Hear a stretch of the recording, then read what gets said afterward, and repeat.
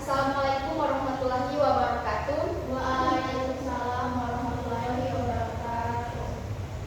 Em, apa kabar hari ini adik-adik? Baik, Bu. Alhamdulillah. Puji syukur kita panjatkan kehadirat Allah Subhanahu wa taala karena telah memberikan kesempatan dan kesehatan pada kita hari ini untuk bertemu di mata pelajaran PPKN. Untuk hari ini apakah ada yang tidak hadir? Hadir semua. Oh ya baik. Nanti untuk ketua kelas setelah pembelajaran berakhir untuk absennya diberikan kepada ibu ya. Oke, jadi untuk memulai seluruh pembelajaran pada hari ini, untuk itu kita sama-sama berdoa sesuai kepercayaan dan keyakinan kita masing-masing. Untuk itu doa dipimpin oleh saya sendiri.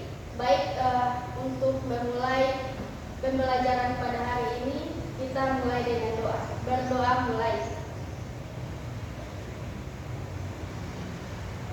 Berdoa selesai. Oke, saya duduk ya adik-adik.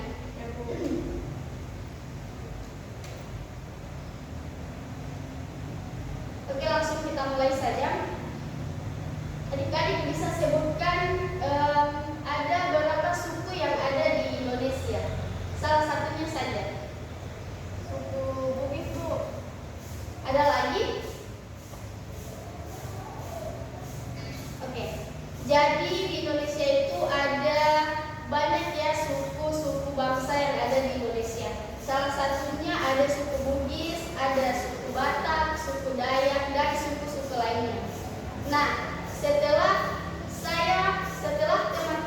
adik-adik menyampaikan suku-suku yang ada di bangsa Indonesia ini, apakah sudah terlintas di pikiran adik-adik materi yang akan dipelajari pada hari ini? Mungkin kita akan mengenal apa sih jenis-jenis suku itu yang bagaimana. Oke, baik. Jadi pembelajaran kita pada hari ini mengenai suku, bangsa, dan negara. Hakikat bangsa. Oke, jadi mata pelajaran kita pada hari ini, materi kita pada hari ini yaitu hakikat bangsa dan negara. Jadi sebelumnya itu saya akan menjelaskan beberapa tujuan pembelajaran pada hari ini. Yang pertama yaitu menganalisis hakikat bangsa dan negara. Kemudian yang kedua mengaji hasil analisis hakikat dan hakikat bangsa dan negara. Adik-adik tahu tidak pengertian dari bangsa dan negara? Enggak, Bu? Baik. Jadi bangsa adalah kelompok manusia yang memiliki identitas dan kesadaran bersama. Oke, jadi bangsa dan negara ini memiliki definisi yang berbeda. Kalau untuk bangsa adalah kelompok manusia yang memiliki identitas dan kesadaran bersama. Kemudian untuk negara adalah organisasi politik yang memiliki kewenangan, yang memiliki kekuasaan dan wewenang, yang mengatur dan mengelola masyarakat. Jadi untuk bangsa dan negara ini memiliki pengertian yang berbeda. Kemudian bangsa dan negara ini juga memiliki ciri-ciri yang dapat membedakan pengertian bangsa dan negara. Nah, untuk ciri-ciri bangsa dan negara, yang pertama itu ada kesadaran akan identitas bersama, itu untuk bangsa.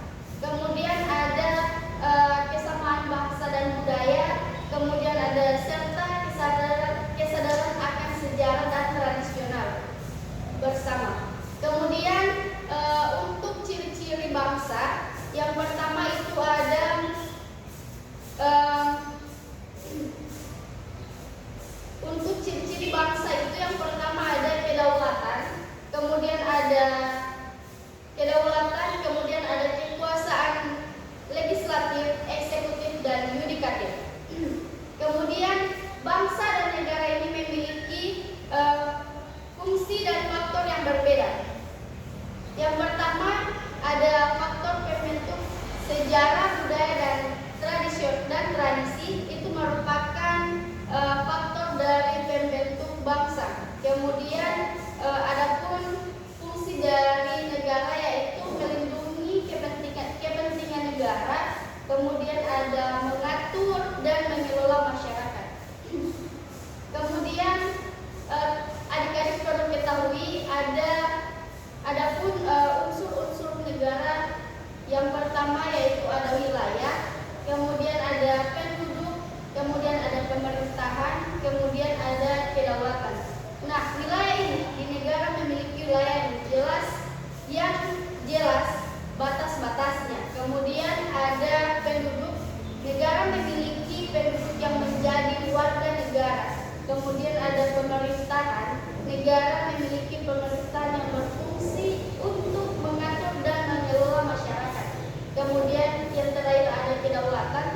Nah, di kedaulatan ini negara memiliki kedaulatan untuk mengatur dan mengelola wilayah dan penduduknya. Oke, saya kira itu materi kita pada hari ini.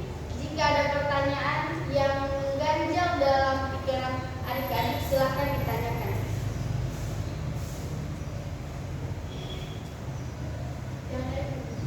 Baik, jika tidak ada pertanyaan, sekian materi dari kita hari ini. Dapat disimpulkan bahwa bangsa dan negara ini merupakan pengertian yang berbeda. Salah satunya yaitu bangsa ini adalah kelompok manusia yang memiliki identitas dan kesadaran. Kemudian negara adalah organisasi politik yang memiliki kekuasaan dan wewenang untuk mengatur dan mengelola masyarakat. Oke, baik, materi kita pada hari ini Ibu tutup. Sebelumnya Ibu menyampaikan bahwa semoga materi kita pada hari ini bisa dicerna dengan baik sehingga kita bisa mempelajari materi tersebut pekan depan. Dan untuk hari ini Ibu belum memberikan tugas karena hari